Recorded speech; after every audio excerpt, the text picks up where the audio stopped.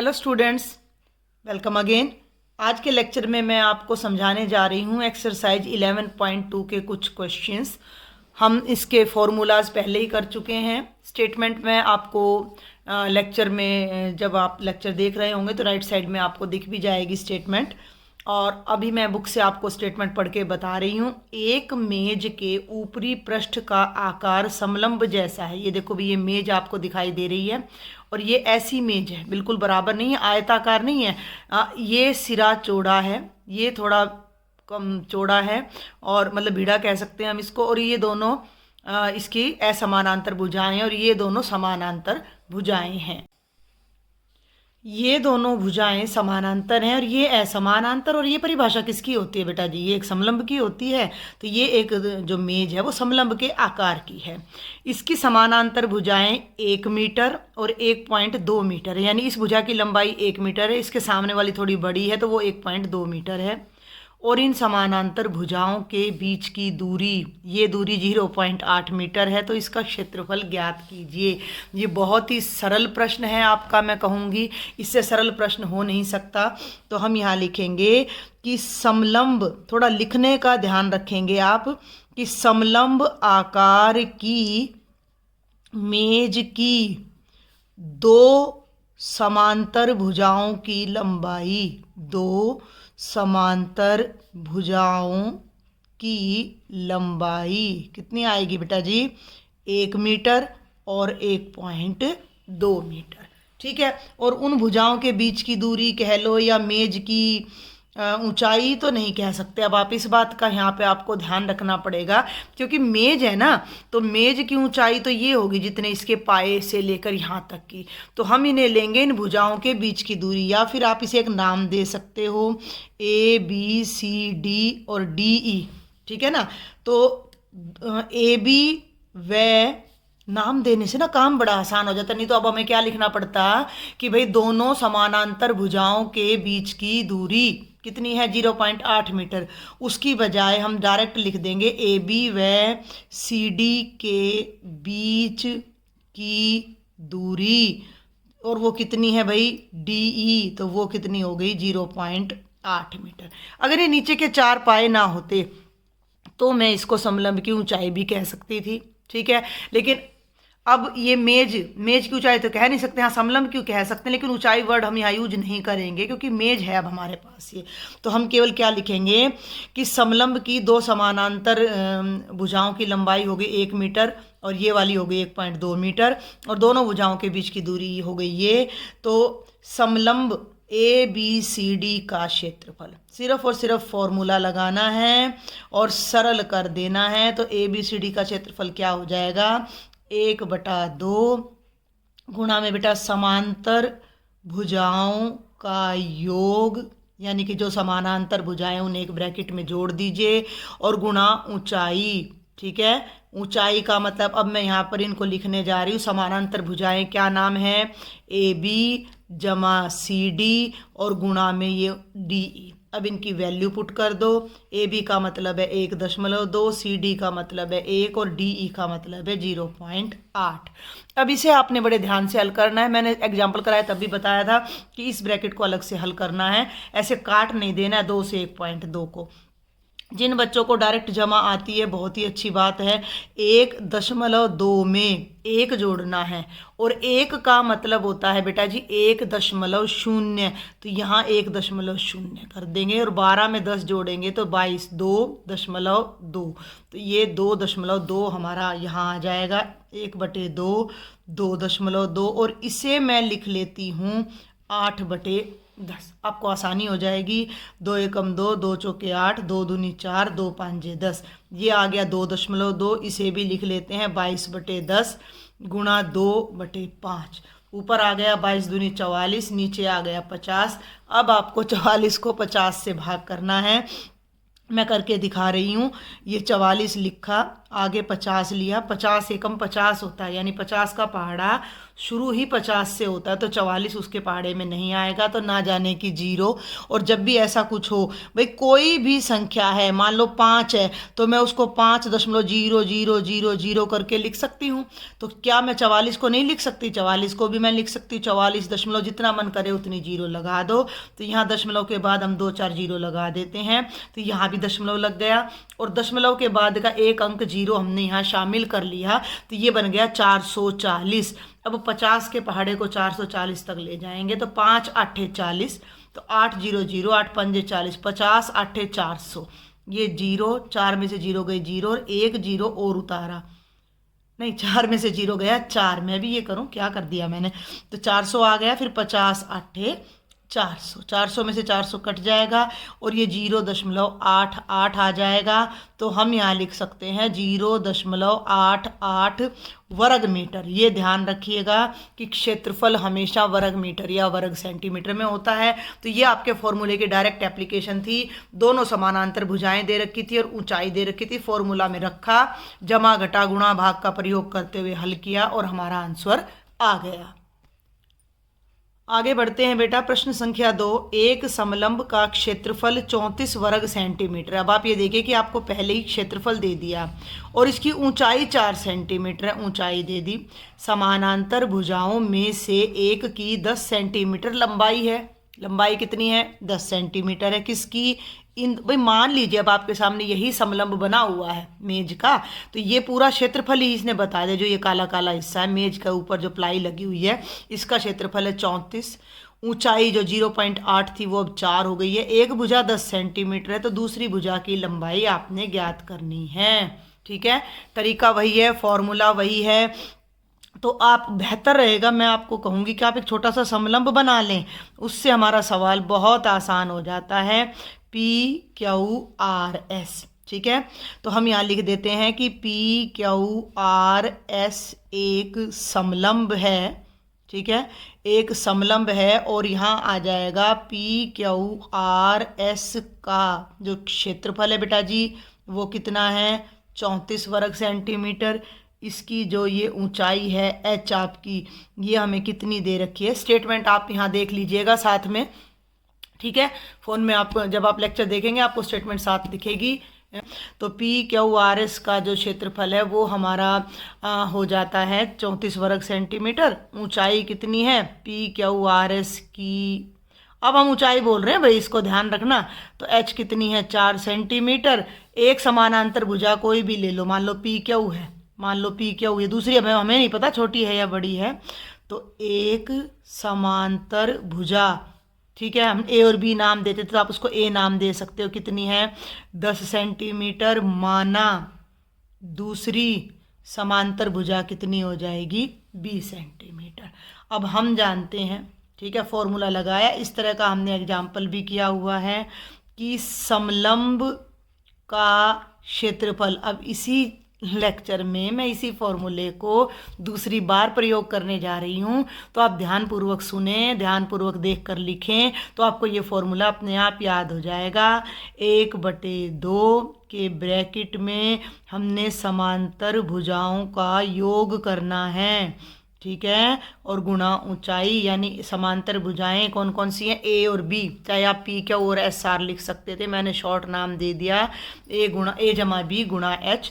और ये अब कितना है? 34। ध्यान देना है भाई, 34 बराबर है 1/2। A की जगह आ गया 10 जमा B, और H की जगह आ गया 4। अब ये बीजगणित आपने हल करना है। ये 2 यहाँ पर डिनोमिनेटर में है, राइट साइड में, तो इसको लेफ्ट में ले जाओ, तो ये आपका गुणा हो जाएगा बेटा 34 गुणा 2 बराबर है, ध्यान देना, 10 जमा B गुणा 4। अब ये 4 गुणा में है, इसको भी नीचे ले आओ। 34 गुणा 2/4 बराबर है, ये तो चला गया, तो खाली 10 जमा B रह गया, तो ब्रैकेट लगाने की ज़रूरत नहीं है हमारे पास। 2 दूनी 4 और 2 एकम 2, 2 साते 14।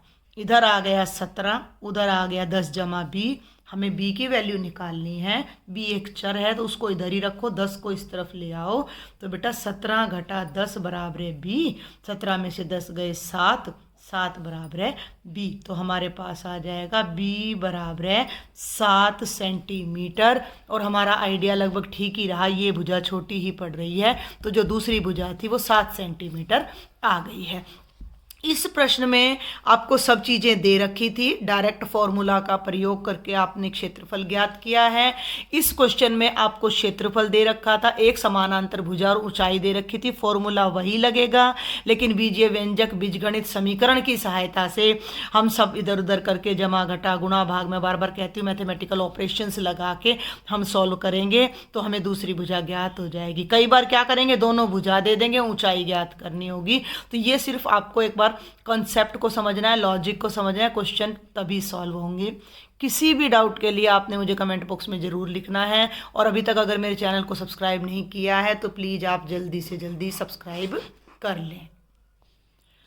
अब हम पढ़ते हैं बेटा क्वेश्चन नंबर 3 की स्टेटमेंट। एक समलंब के आकार के खेत ABCD की बाड़ की लंबाई 120 मीटर है। ये खेत है, इसकी बाड़ का मतलब इसके चारों तरफ ये A से B, B से C, C से D और D से A, अगर आप यहाँ तार लगाते हो तो वो कितना लगेगा, 120 मीटर। ध्यान देना है, यदि BC बराबर है 48 मीटर, BC ये वाली भुजा 48 है, CD बराबर है 17 मीटर, ये वाली 17 है, और AD ये वाली 40 मीटर है, तो इस खेत का क्षेत्रफल ज्ञात कीजिए।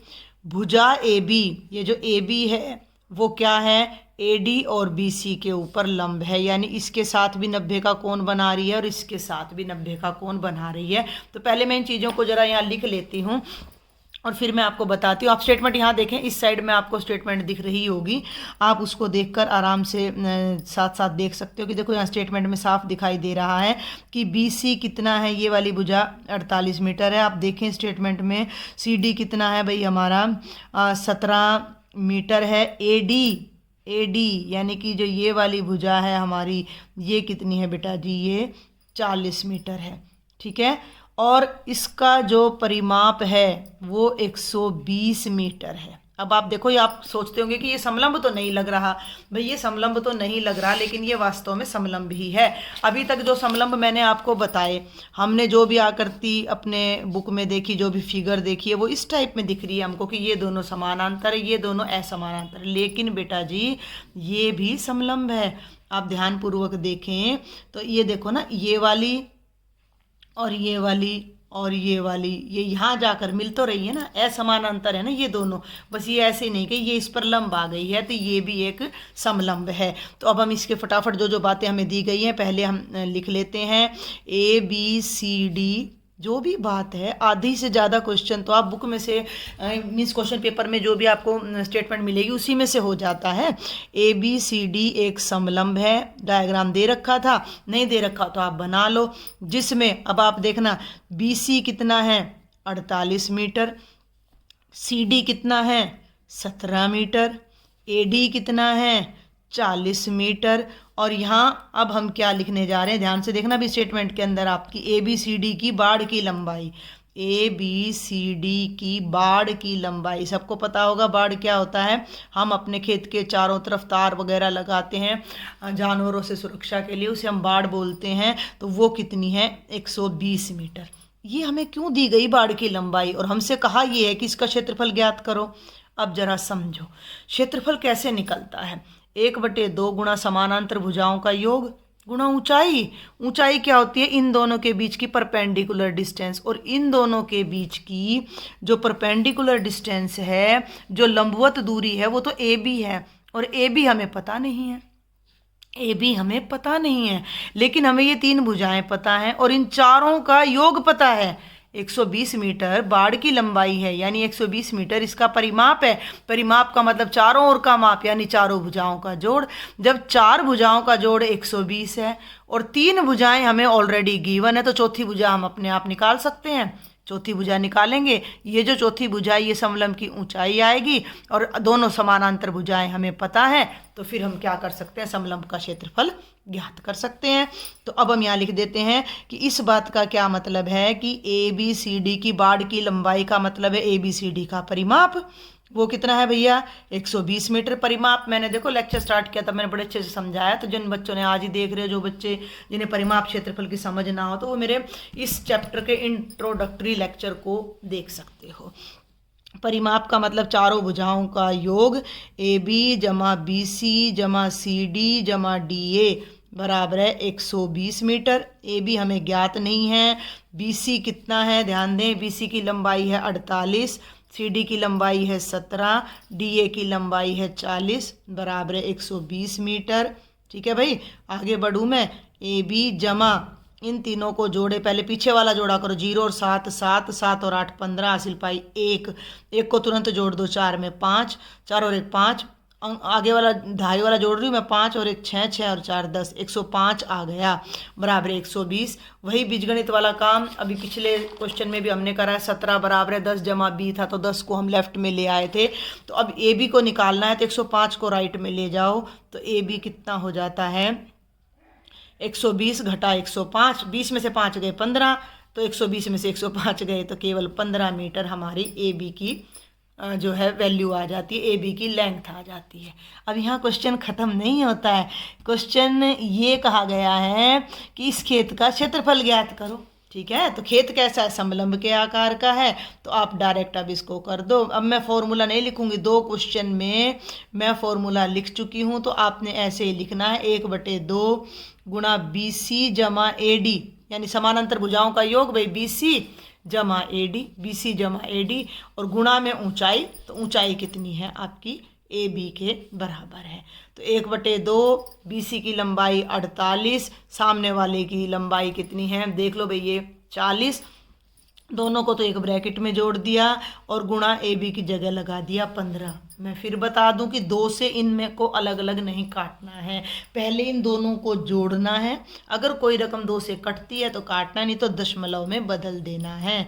तो 1/2 48 और 40 88 हो जाएंगे, और गुणा 15, 88 सम है तो 2 से कट जाएगा, 2 चौके 8, 2 चौके 8, और ये आ गया 44 गुणा 15, 15 चौकू 60, हासिल पाई 6, और 15 चौकू 60 और 6 66, 660 वर्ग मीटर हमारे दिए गए समलंब का क्षेत्रफल आ जाता है। Next is question number 4। एक चतुर्भुज के आकार के खेत का विकर्ण 24 मीटर है। ये खेत है, ये इसका विकर्ण है। विकर्ण क्या होता है, जो 2 शीर्षों को मिला है। अगर मैं इस कॉर्नर को इस कॉर्नर से मिला के एक लाइन खींच दूँ तो वो भी विकर्ण हो जाएगा। तो ये विकर्ण हमें 24 मीटर गिवन है, और शेष सम्मुख शीर्षों से इस विकर्ण पर खींचे गए लंब 8 मीटर एवं 13 मीटर है। देखो भाई, यहाँ से इस पे लंब डाला जो 13 मीटर है, यहाँ से इस पे लंब डाला जो 8 मीटर है, और खेत का हमने क्या ज्ञात करना है, क्षेत्रफल। तो ये आप स्टेटमेंट अपने इस पर मोबाइल स्क्रीन पर देख भी सकते हो, टीवी स्क्रीन पर। और ये मैंने यहाँ डायग्राम भी बना दिया है। मान लो मैं इसको नाम दे देती हूँ ए बी सी डी, ये ई और एफ। तो क्या कहा गया है हमें कि ए बी सी डी एक खेत है। ठीक है, खेत तो देखो सबको आसानी से समझ आ जाता है, गांव के बच्चों को तो सबको पता है खेती बाड़ी होती है तो खेत चौरस ही होते हैं। तो क्या किया कि ये बीचों बीच आधा कर दिया। आपने सेम सवाल एग्जाम्पल में किया हुआ है। अगर हमें विशेष प्रकार के चतुर्भुजों का क्षेत्रफल, ध्यान कर लीजिएगा, मैंने करवाया है आपको कि ना ये आयत है, ना ये वर्ग है, ना ये समलंब है। तो इसको हम बीचों बीच ले लेते हैं और इसमें 2 हिस्से बना लेते हैं। अब ये हिस्सा एक त्रिभुज हो गया, ये उस त्रिभुज का आधार हो गया, और ये उस त्रिभुज की ऊंचाई हो गई। और 1/2 गुणा आधार गुणा ऊंचाई के सूत्र से हम इस त्रिभुज का क्षेत्रफल ज्ञात करेंगे। आफ्टर दैट हम इस दूसरे त्रिभुज में भी हमें ये लंबाई ऊंचाई गिवन है, तो उसी फॉर्मूले से इसका और फिर दोनों को जोड़ देंगे तो उस चतुर्भुजाकार आकृति का क्षेत्रफल आ जाएगा। तो हम यहाँ लिखते हैं ए सी कितना है 24 मीटर। देखो भाई, ए से सी तक पूरी 24 मीटर है। डी ई, क्योंकि हमने चित्र बना दिया है तो पता है कि डी ई 13 मीटर है, और बी एफ हमारा 8 मीटर है। दूसरी बात अब आपको ये और बतानी है कि ये जो डी ई है ये ए सी पे लंब है। ये जो डी ई भुजा है ये ए सी के साथ 90 डिग्री का कोण बना रही है। तो लंब का ये चिन्ह होता है, एक डंडा ऐसे और एक डंडा ऐसे लगा दो। डी ई ए सी पर लंब है, और बी एफ, ध्यान देना भी, बी एफ भी लंब है ए सी पर। ठीक है, ये सारी बातें हमें पता लग गई हैं। अब हम इसको दो त्रिभुजों में बांट लेते हैं। पहले ऊपर वाले त्रिभुज का क्षेत्रफल निकालेंगे, फिर नीचे वाले का, फिर दोनों को जोड़ देंगे। नहीं तो इसके लिए एक डायरेक्ट फॉर्मूला और भी था, 1/2 दोनों ऊंचाइयों की लंबाई गुणा में ये वाला विकर्ण AC। तो आप ऐसे भी कर सकते हो, और आप दोनों को जो है अलग अलग करके, दोनों को अलग अलग करके भी निकाल के भी आप इनको जोड़ सकते हो। तो मैं अलग अलग बता रही हूँ आपको। त्रिभुज ACD, त्रिभुज ACD का क्षेत्रफल बराबर है 1/2 गुणा आधार गुणा ऊंचाई। ठीक है, आधार का मतलब ऊपर वाला बता रही हूँ मैं, AC गुणा DE। तो 1/2 गुणा AC गुणा DE। AC कितना है 24 है, DE कितना है 13 है, 24 2 से कट जाएगा 12, 12 और 13 की गुना, 13 दूनी 26, 2 13 एकम 13 और 2 15, 156 वर्ग मीटर। बहुत आसान है। और अब नीचे वाले त्रिभुज का और निकालेंगे। क्या नाम है इसका, ABC। तो ये आधार 24 है, ऊंचाई 8 है। ठीक है, आप को अगर डायग्राम ना दिखे तो आप इसमें देख लीजिएगा अपने क्वेश्चन में, स्टेटमेंट में। ठीक है, तो त्रिभुज ABC का जो क्षेत्रफल आएगा वो भी क्या आएगा, 1/2 गुणा आधार गुणा ऊंचाई। आधार का मतलब देख लो बेटा जी, ये स्क्रीन में ला दिया है मैंने AC, और ऊंचाई का मतलब BF 24 और 8। तो ये हो गया 1/2 गुणा AC गुणा BF, यानी 1/2 गुणा 24 गुणा 8, 12 और 12 8 96 वर्ग मीटर। ये दो त्रिभुजों का क्षेत्रफल आ गया।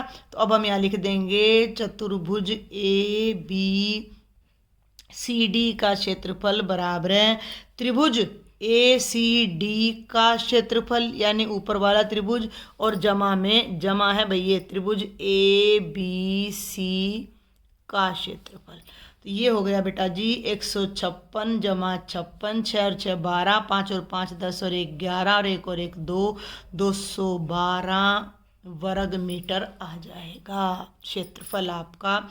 और वो जो मैंने बताया है तरीका शॉर्टकट, उसको भी मैं बता देती हूँ। 1/2 H1 जमा H2 गुणा D4 डायगोनल। तो 1/2 H1 का मतलब एक ऊंचाई जो कि 13 है, H2 का मतलब दूसरी ऊंचाई जो कि 8 है, गुणा में 24।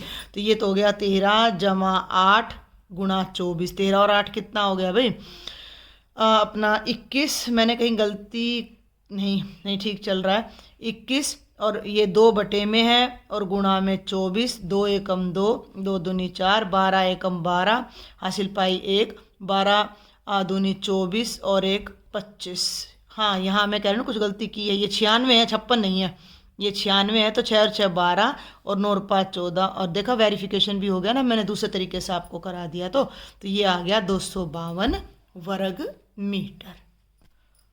और अब हम करने जा रहे हैं क्वेश्चन नंबर 5। बहुत आसान। किसी समचतुर्भुज के विकर्ण 7.5 सेंटीमीटर और 12 सेंटीमीटर, इसका क्षेत्रफल ज्ञात करो। विकर्ण समचतुर्भुज के दे रखे हैं। ये समचतुर्भुज है जिसकी चारों भुजाएं समान होती हैं। तो एक विकर्ण तो है 7.5 सेंटीमीटर। एक मैंने बता दिया था, एक विकर्ण बड़ा होता है एक छोटा होता है। ये विकर्ण है 12 सेंटीमीटर। और भैया सम चतुर्भुज का जो क्षेत्रफल होता है वो 1/2 गुणा पहला विकर्ण गुणा दूसरा विकर्ण। तो इससे सरल प्रश्न हो नहीं सकता। तो हम इस सम चतुर्भुज को पहले तो नाम दे देते हैं सम चतुर्भुज ABCD में। ठीक है, विकर्ण, पहला विकर्ण ले लिया AC, जिसका नाम हमने D1 रख दिया 7.5 सेंटीमीटर। और फिर हमने ले लिया दूसरा विकर्ण जिसका नाम है बेटा BD। ठीक है, D2 यानी 12 सेंटीमीटर। अब आपने कुछ नहीं करना, सिर्फ सम चतुर्भुज के क्षेत्रफल का सूत्र लगाना है। तो सम चतुर्भुज ABCD का क्षेत्रफल बराबर है 1/2 गुणा D1 गुणा है भाई ये D2। तो 1/2, D1 कितना है 7.5, D2 कितना है 12, 2 6 12। मैं 6 को डायरेक्ट 7.5 से मल्टीप्लाई कर रही हूँ। 6 5 30, हासिल पाई 3, 6 7 42 और 3 45.0, यानी कि 45 वर्ग सेंटीमीटर आपका आंसर आ जाता है समचतुर्भुज के क्षेत्रफल का। इस एक्सरसाइज में बेटा टोटल 11 क्वेश्चंस हैं। तो ये 5 मैंने आपको करा दिए हैं। बाकी के जो 6 क्वेश्चंस हैं वो मैं आपको नेक्स्ट लेक्चर में कराऊंगी। तब तक आप इन्हें अच्छे से देखें। कोई भी डाउट है तो मुझसे शेयर करें। मेरे व्हाट्सएप ग्रुप को ज्वाइन करो, ज़्यादा से ज़्यादा लेक्चर को शेयर करें और सब्सक्राइब करना बिल्कुल भी ना भूलें। Thank you.